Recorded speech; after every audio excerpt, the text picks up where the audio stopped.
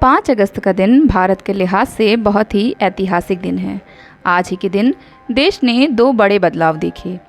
2019 में 5 अगस्त के ही दिन अनुच्छेद 370 को संशोधन कर जम्मू कश्मीर को मिला विशेष राज्य का दर्जा खत्म कर दिया गया था। इसके अगले साल 2020 में 5 अगस्त के ही दिन अयोध्या में भव्य राम मंदिर के निर्माण की आधारशिला रखी गई थी। दरअसल भारतीय जनता पार्टी शुरू से ही राम मंदिर का निर्माण और जम्मू कश्मीर से संबंधित धारा 370 को लेकर मुखर रही है। इसको बीजेपी ने अपने घोषणा पत्र में भी शामिल किया था। भाजपा की सरकार बनने में इन मुद्दों का काफ़ी अहम रोल माना जाता है। बीजेपी ने सत्ता में आकर अपने इन 2 वादों को पूरा किया। सबसे अहम बात यह है कि इन दोनों ही कामों को 5 अगस्त के दिन पूरा किया गया। 5 अगस्त 2019 को जम्मू कश्मीर में नए युग की शुरुआत हुई थी। संसद का मानसून सत्र चल रहा था और तारीख थी 5 अगस्त 2019।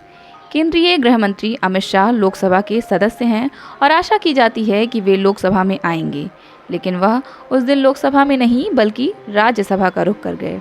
स्पीकर चेयर पर राज्यसभा के सभापति वेंकैया नायडू बैठे हुए थे। सभापति से इजाज़त मिलने के बाद अमित शाह ने जम्मू कश्मीर के आर्टिकल 370 पर बोलना जैसे ही शुरू किया, उसी दौरान विपक्ष में बैठे गुलाम नबी आज़ाद और कांग्रेस के नेताओं ने चिल्लाना शुरू कर दिया। इस दौरान अमित शाह जम्मू कश्मीर के नए युग का आगाज़ कर रहे थे। अमित शाह ने 5 अगस्त 2019 को सदन में ऐलान किया था कि धारा 370 को भारत के राष्ट्रपति की सिफारिश पर जिस दिन से यह गजट प्रकाशित किया जाएगा, उस दिन से अनुच्छेद 370 के कोई भी खंड राज्य में लागू नहीं होगा। शाह ने इसी के साथ अपनी दूसरी घोषणा करते हुए कहा था कि जम्मू कश्मीर एक अलग केंद्र शासित प्रदेश बनेगा और लद्दाख को अलग केंद्र शासित प्रदेश बनाया जाएगा। शाह की इन 2 घोषणा से राज्यसभा में हंगामा मच गया था। अमित शाह ने कश्मीर को लेकर एक ऐसा बयान दिया था जिसके बाद तालियों से पूरा राज्यसभा गूंज उठा था। सदन में जवाब देते हुए अमित शाह ने कहा, कश्मीर भारत का अभिन्न अंग है। कश्मीर मामले पर संसद ही सर्वोच्च है। कश्मीर को लेकर नियम, कानून और संविधान में बदलाव से कोई नहीं रोक सकता। रही बात कश्मीर की, तो जब मैं जम्मू कश्मीर कहता हूँ तो उसमें पाक अधिकृत कश्मीर और अक्साई चीन भी शामिल है और ये भारत का हिस्सा है। 5 अगस्त 2019 को अमित शाह के ऐलान के बाद जम्मू कश्मीर में सुरक्षा के कड़े इंतजाम किए गए थे। धारा 370 के मुताबिक भारत की संसद को जम्मू कश्मीर के लिए रक्षा, विदेश मामले और संचार के विषय में कानून बनाने का अधिकार चाहिए होता था। इसके अलावा किसी अन्य मुद्दे पर कोई कानून लागू करवाने के लिए केंद्र सरकार को राज्य सरकार का अनुमोदन चाहिए होता था। 5 अगस्त 2020 को पीएम नरेंद्र मोदी ने मंदिर निर्माण के लिए भूमि पूजन कर आधारशिला रखी थी। उल्लेखनीय है कि 9 नवंबर 2019 को सुप्रीम कोर्ट ने राम मंदिर निर्माण के पक्ष में एक ऐतिहासिक फैसला सुनाया था। राम मंदिर का इतिहास 1 या 2 साल का नहीं बल्कि 492 साल पुराना है। अयोध्या जमीन विवाद को सुलझाने के लिए कई नेता आए और गए, लेकिन मोदी सरकार की सत्ता में ही यह मुमकिन हो सका कि देश के सबसे लंबे चलने वाले केस पर सुप्रीम कोर्ट ने ऐतिहासिक फैसला सुनाया। 5 जजों की संवैधानिक बेंच ने राम मंदिर के पक्ष में फैसला सुनाया। अयोध्या का विवाद 5 सदियों से चला आ रहा है, तब से जब से माना जाता है कि बाबर ने मंदिर तुड़वाकर मस्जिद का निर्माण कराया। आज़ादी के बाद से अब तक इस विवाद ने देश की राजनीति को प्रभावित किया है। इसकी वजह से हिंसा हुई, लोग मारे गए, जांच आयोग बनी, आरोपी तय हुए। अयोध्या में एक ऐसे स्थल पर मस्जिद बनवाया गया जिसे हिंदू अपने आराध्य देव भगवान राम का जन्म स्थान मानते हैं। कहा जाता है कि मुगल राजा बाबर के सेनापति मीर बाकी ने यहाँ मस्जिद बनवाई थी, जिसे बाबरी मस्जिद के नाम से जाना जाता था। बाबर 1526 में भारत आया।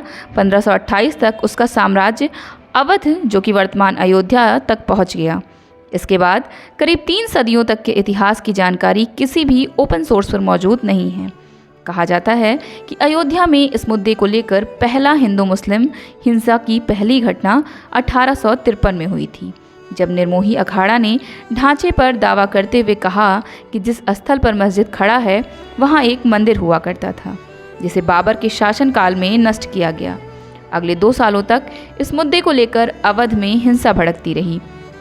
फैजाबाद जिला गजट 1905 के अनुसार 1855 तक हिंदू और मुसलमान दोनों एक ही इमारत में पूजा या इबादत करते रहे, लेकिन 1857 में आज़ादी के पहले आंदोलन के चलते माहौल थोड़ा ठंडा पड़ गया। 1859 में ब्रिटिश शासकों ने मस्जिद के सामने एक दीवार बना दी। परिसर के भीतरी हिस्से में मुसलमानों को और बाहरी हिस्से में हिंदुओं को प्रार्थना करने की अनुमति दी गई। मंदिर मस्जिद विवाद ने कुछ सालों में इतना गंभीर और भयावह रूप लिया कि मामला 1885 में पहली बार अदालत में गया।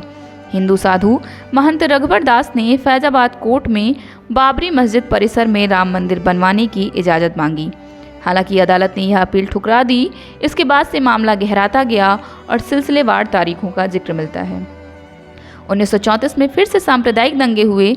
इन दंगों में मस्जिद के चारों तरफ की दीवार और गुंबदों को नुकसान पहुंचाया गया।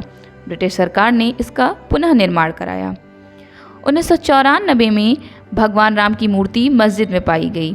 कहा जाता है कि मस्जिद में भगवान राम की मूर्ति हिंदुओं ने रखवाई थी। मुसलमानों ने इस पर विरोध व्यक्त किया और मस्जिद में नमाज पढ़ना बंद कर दिया। फिर दोनों पक्षों के लोगों ने अदालत में मुकदमा दायर कर दिया। इसके बाद सरकार ने इस स्थल को विवादित घोषित कर ताला लगवा दिया। गोपाल सिंह विशारद ने 1950 में फैजाबाद अदालत में अपील दायर कर भगवान राम की पूजा की इजाज़त मांगी। महंत रामचंद्र दास ने मस्जिद में हिंदुओं द्वारा पूजा जारी करने के लिए याचिका लगाई। इसी दौरान मस्जिद को ढांचा के रूप में संबोधित किया गया। फिर 1959 में निर्मोही अखाड़ा ने विवादित स्थल के हस्तांतरण के लिए मुकदमा किया। वहीं मुसलमानों की तरफ से उत्तर प्रदेश सुन्नी वक्फ बोर्ड ने बाबरी मस्जिद पर मालिकाना हक के लिए मुकदमा कर दिया। 1984 में विश्व हिंदू परिषद के नेतृत्व में हिंदुओं ने भगवान राम के जन्मस्थल को मुक्त करने और वहां राम मंदिर बनाने के लिए एक समिति का गठन किया। उसी समय गोरखपुर को गोरखधाम के महंत अवैधनाथ ने राम जन्मभूमि मुक्ति यज्ञ समिति बनाई। अवैधनाथ ने अपने शिष्यों और लोगों से कहा था कि उसी पार्टी को वोट देना जो हिंदुओं के पवित्र स्थानों को मुक्त कराए। बाद में इस अभियान का नेतृत्व भाजपा नेता लालकृष्ण आडवाणी ने संभाल लिया। भाजपा के तत्कालीन अध्यक्ष लालकृष्ण आडवाणी ने गुजरात के सोमनाथ से उत्तर प्रदेश के अयोध्या तक रथ यात्रा निकाली ताकि हिंदुओं को इस महत्वपूर्ण मुद्दे से अवगत कराया जा सके। हजारों कार सेवक अयोध्या में जमा हुए। इसके नतीजे में गुजरात, कर्नाटक, उत्तर प्रदेश और आंध्र प्रदेश में दंगे भड़क गए। ढेरों इलाके कर्फ्यू की चपेट में आ गए। 23 अक्टूबर को बिहार में लालू यादव ने आडवाणी की रथ यात्रा रुकवाकर उन्हें गिरफ्तार करवा लिया। लेकिन मंदिर निर्माण के लिए देश भर से लाखों ईंटें अयोध्या भेजी गईं। इसके बाद भाजपा ने तत्कालीन प्रधानमंत्री वीपी सिंह की सरकार से समर्थन वापस ले लिया। इसी बीच 1991 में उत्तर प्रदेश में चुनाव हुए। मुलायम सिंह यादव की सपा सरकार हार गई।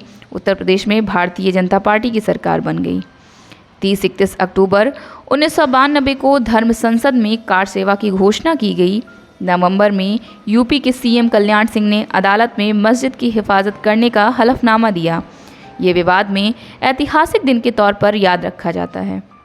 6 दिसंबर 1992 को इस रोज हजारों की संख्या में कार सेवकों ने अयोध्या पहुंचकर बाबरी मस्जिद ढहा दिया।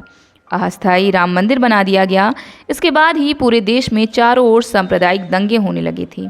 इसमें करीब 2000 लोगों के मारे जाने की आशंका थी। 9 नवंबर 2019 को मुख्य न्यायाधीश रंजन गोगोई की अध्यक्षता में सुप्रीम कोर्ट ने पिछले फैसले को हटाकर कहा कि भूमि सरकार के कर रिकॉर्ड के अनुसार है। इसने हिंदू मंदिर के निर्माण के लिए भूमि को एक ट्रस्ट को सौंपने का आदेश दिया। इसने सरकार को मस्जिद बनाने के लिए सुन्नी वक्फ बोर्ड को वैकल्पिक 5 एकड़ जमीन देने का भी आदेश दिया। इस प्रकार वर्षों से चला आ रहा विवाद समाप्त हो गया। आखिर 5 अगस्त को ही ये दिन क्यों चुना गया कि राम मंदिर का शिलान्यास किया जाए? जानकारों की माने तो राम मंदिर के पूजन के लिए 5 अगस्त का दिन बहुत ही शुभ माना गया था। भूमि पूजन का आरंभ धनिष्ठा नक्षत्र में शुरू किया गया और समापन शतभिषा नक्षत्र में हुआ था। भूमि पूजन अभिजीत मुहूर्त में किया गया था और इसी मुहूर्त में भगवान राम का जन्म हुआ था। रामचरितमानस में भगवान राम के जन्म और मुहूर्त के बारे में लिखा गया है।